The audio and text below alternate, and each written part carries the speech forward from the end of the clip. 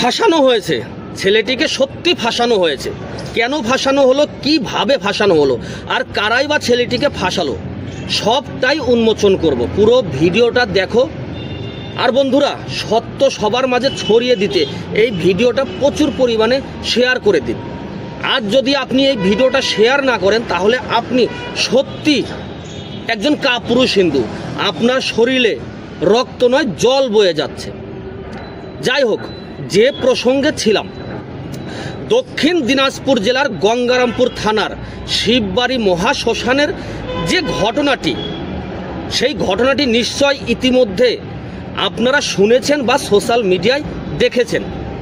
বন্ধুরা, ঘটনাটা যতটা ভয়ঙ্কর বলে প্রচার করা হয়েছে, বাস্তব সত্য কি ঠিক তাই? আমি সেই সত্য উন্মোচন করব।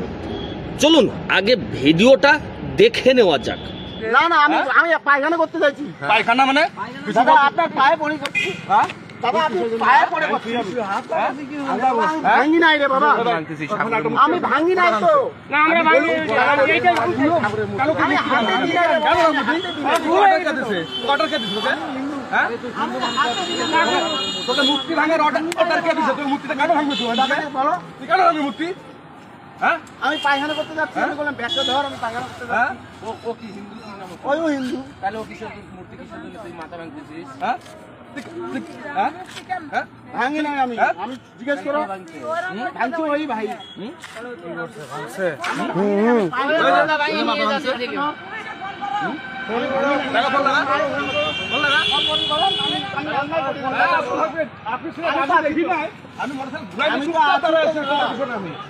আমি তো যাই নাই তো। মুক্তি ভাঙা তোর, মুক্তি ভাঙা নাকি? হ্যাঁ, মুক্তি ভাঙ মাথা ভাঙবি তুই? ফোন লাগাও। আমি ভাঙি নাই করছি তো। আরে ও মুক্তি দেশে ও ভাঙাছে। আমি বলি নাই, আমি বলি নাই দাদা, আমি বলি নাই। ভগবান, আমি কিছু বলি নাই। পিছন দিকে দেখ, ঠাকুরের চুলগুলা পিছন দিকে যায়, ছুটাচ্ছিল। আমি খালি পায়খানা করতে যাবো। মাথায় মূর্তি ভাঙা নিচ্ছে। কারিগর বলিস নাকি? কারিগর? কারিগর? হ্যাঁ, তো কারিগর আমার বাড়ি তো টাকা বাড়িতে। হ্যাঁ, তুই কারিগর নাকি? তোমার কি হয় এটা? আমার ভাষা হয় না। আমি তো পায়খানা করতে যাবো। দাদাকে বলো। একদমই কথা বলবো না। তুমি ঘোরাঘুরি করতেছিলাম। আমি ঘোরাঘুরি কিচ্ছু করি নাই দাদা, আমি পায়ে পড়ে করছি। আমি তোমরা ঘোরাঘুরি করতেছিলাম। হ্যাঁ, ভিডিও করছি আমি প্রথম থেকে। আমি ওখান থেকে ঘোরাঘুরি করতেছি। আমি চুপ করে মোটরসাইকেল চুপ করে দাঁড়াই।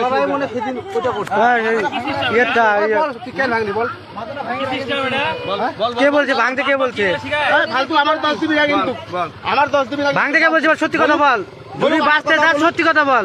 কত বড় লোক আছে? কিচ্ছু বলি নাই আমরা দাদা, কিচ্ছু বলি নাই আমি কিচ্ছু বলি নাই। চলো আমি কিচ্ছু বলি নাই, আমি কিচ্ছু বলি নাই। বলুক আমি আমার 10 দিচ্ছি। ঘোরাঘুরি করতেছি। বল কেন ঘোরাঘুরি করতেছি। ঘোরাঘুরি করতেছি। আমি কিচ্ছু করি নাই। তুমি এখন চোখ বুঝে ছিল। আমি দেখিনি। ছিলাম তো রে বাবা, তুমি বলবা না। আমি পায়খানা করতে যাচ্ছি। পায়খানা বন্ধ হয়ে গেছে। ঘোরাঘুরি করতে লাগা আমি ধরছি না। আর তোমার পায়খানা বন্ধ হয়ে গেছে। গলায় কাটে লাগাও। মাথায় মালা পরে মালা করে দে। ফোন লাগাও। ব্যাগ দেখো, ওই দেখ, এই তো কিচ্ছু না।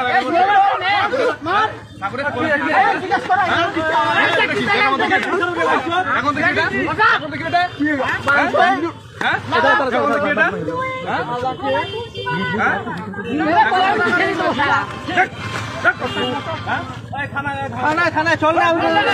আশা করব সম্পূর্ণ ভিডিওটা দেখবেন, তবেই বুঝতে পারবেন ঘটনার মূল চরিত্র একজন যুবক, যার বাড়ি গঙ্গারামপুর থানার কাটাবাড়ি এলাকায়। আমরা ভিডিওতে শুনতে পাচ্ছিলাম, ভিডিওতে এটাও শোনা যাচ্ছিল ছেলেটি একজন মূর্তির কারিগর, অর্থাৎ প্রতিমা বানায়। ভিডিওতে দেখা যাচ্ছে একটি মুন্ডুবিহীন মূর্তি দাঁড়িয়ে রয়েছে। আর স্থানীয়দের অভিযোগ সেই ছেলেটি অর্থাৎ ভিডিওতে দেখা ছেলেটি সে নাকি মূর্তি ভাঙচুর করছিল। কিন্তু বন্ধুরা, সবচেয়ে আগে আমাদেরকে একটি বিষয় বুঝতে হবে, আর তা হলো জাগ্রত মূর্তি বা প্রতিমা কোথায় থাকে? মন্দিরে থাকে। কিন্তু এই ভিডিওতে দাবি করা হচ্ছে এই ঘটনা শিববাড়ি মহা শ্মশানের ঘটনা। তাহলে তো শ্মশানে মন্দির থাকার কথা, এটাই তো স্বাভাবিক, শ্মশানে মন্দির থাকবে, শ্মশানের পরিবেশটা একটু আলাদা হওয়ার কথা। তাহলে বন্ধুরা, এই ভিডিওতে যা দেখা যাচ্ছে সেখানে শ্মশানের মন্দির আমরা ভিডিওতে দেখতে পাচ্ছি না কেন? শ্মশান শ্মশান আমাদের মনে হচ্ছে না কেন? কিন্তু এটা শ্মশান, অবশ্যই এটা শ্মশান। কিন্তু বন্ধুরা, আপনারা একটু ভালোভাবে লক্ষ্য করুন, এই ভিডিওটা খুব ভালোভাবে নজর দিন। একদম রাস্তার সাইডে এই ভিডিওটা, এবং সম্ভবত শ্মশানের যে পুকুরগুলো হয়, শ্মশানে পুকুরের ওপর একটি গাছের নিচে এই মূর্তিটা দাঁড় করানো আছে। কোনো মন্দিরের ভেতরে কিন্তু নয়, এই মূর্তি বা প্রতিমা কিন্তু কোনো মন্দিরের ভিতরে নয়, একটি গাছের নিচে দাঁড় করানো আছে। একটু ভালোভাবে ভিডিওটি দেখলেই বোঝা যায় কেউ বা কারা অনেক দিন আগে থেকেই এইখানে এই মূর্তিটি রেখে গেছে। দেখুন, আমরা হিন্দুরা সবসময় যে ঠাকুর জলেই বিসর্জন দেই এমনটা কিন্তু নয়। আমরা অনেক সময় কোনো বিশেষ বা যে কোনো গাছের নিচে ঠাকুর দাঁড় করিয়ে রাখি।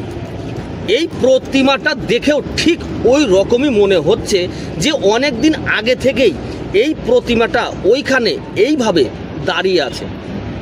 আর আপনারা একটু ভালোভাবে মূর্তিটা লক্ষ্য করুন, মূর্তিটার হাত পা পুরো শরীর এবং তার বাহনের পুরো শরীর কিন্তু বন্ধুরা ঠিক আছে, মানে ভাঙ্গা হয়নি।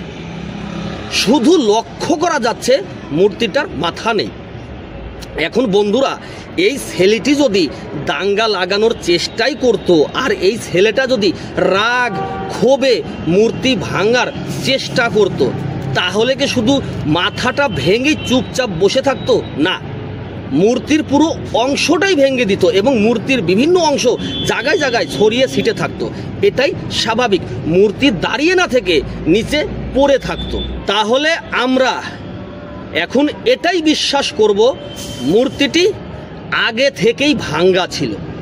অর্থাৎ দেখুন, অনেক দিন এক জায়গায় মূর্তি থাকতে থাকতে তার শরীরের যে কোনো একটা অঙ্গ নষ্ট হতেই পারে।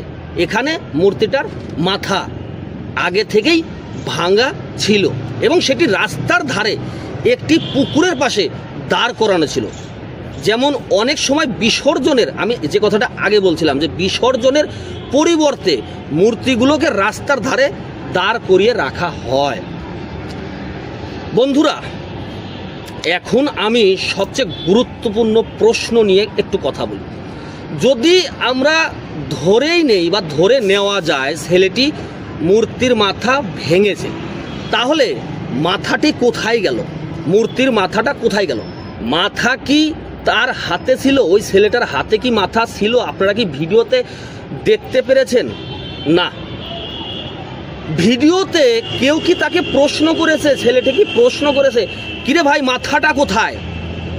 না, বরং দেখা গেছে উত্তেজিত জনতা ছেলেটিকে শুধু মারধরই করছে, কিন্তু মাথার ব্যাপারে কেউ কিছু বলছে না। তবে ছেলেটির সাথে যে বয়স্ক লোকটা ছিল, উত্তেজিত জনতা তার সাথে থাকা একটি ব্যাগ লক্ষ্য করে এবং ব্যাগটি চেক করে। ব্যাগ চেক করে দেখা যায় তার ভেতরে কিছু নকল চুল আর মূর্তির মাথার মুটুক ছিল। তাহলে বন্ধুরা, আমি ভিডিওতে আমরা যা শুনছিলাম, ছেলেটি একজন কারিগর, অর্থাৎ মূর্তির কারিগর।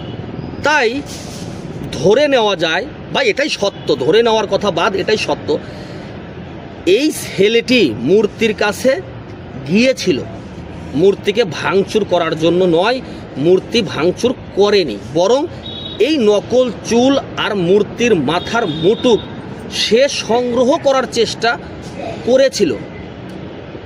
যে নকল চুল আর মাথার মুটুক সে পরবর্তীতে মূর্তি বানিয়ে ব্যবহার করতে পারে, কাজে লাগাতে পারে, সেই উদ্দেশ্য নিয়েই ছেলেটি মূর্তির কাছে গিয়েছিল। তাহলে এটা খুব স্পষ্ট, এখন এটা স্পষ্ট হয়ে গেল এই ছেলেটিকে পরিকল্পিতভাবে ফাঁসানো হচ্ছে, বা বর্তমান রাজনীতির যে গরম হাওয়া সেই পরিস্থিতির উপর দাঁড়িয়ে উত্তেজিত জনতার দ্বারা এইরকম একটি অনাকাঙ্ক্ষিত ঘটনা ঘটে গিয়েছে।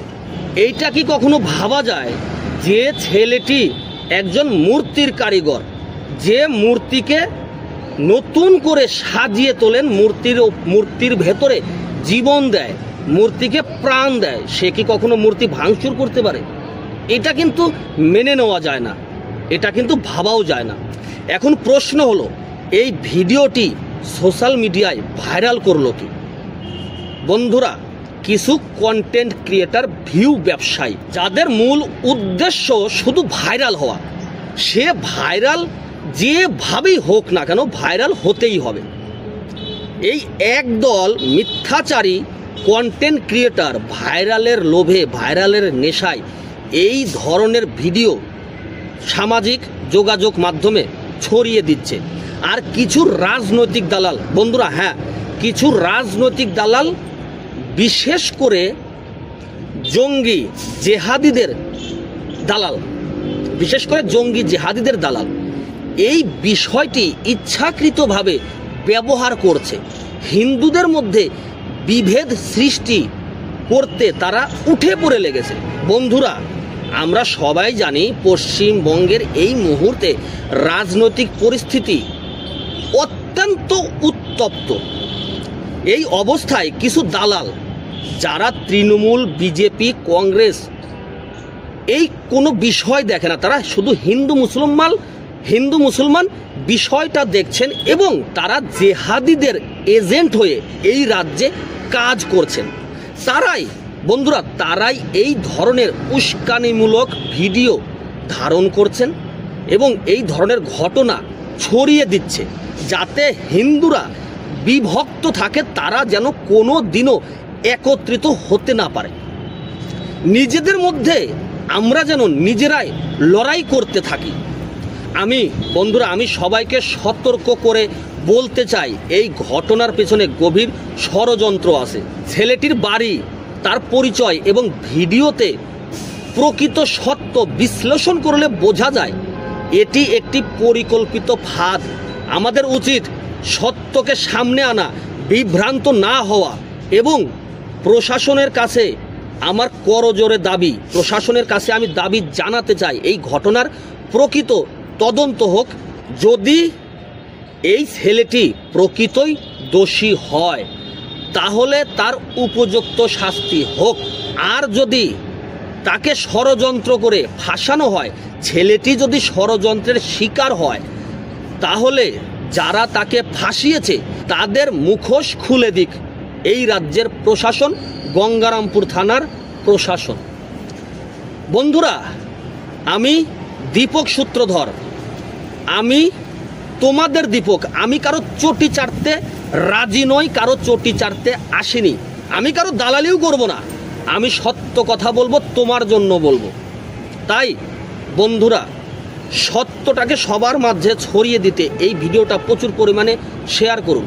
আর বন্ধুরা, এই বিষয় নিয়ে, এই বিষয়ের ওপর আপনার কি মতামত, আপনার মূল্যবান মতামত আমাকে কমেন্ট করে জানাবেন। আপনি ভালো থাকবেন, সুস্থ থাকবেন, নিজের খেয়াল রাখবেন। নমস্কার। আর হ্যাঁ, বিভ্রান্ত হবেন না, গুজবে কান দেবেন না, সত্য জানুন, সত্য বুঝে সঠিক সিদ্ধান্ত নিন। নমস্কার।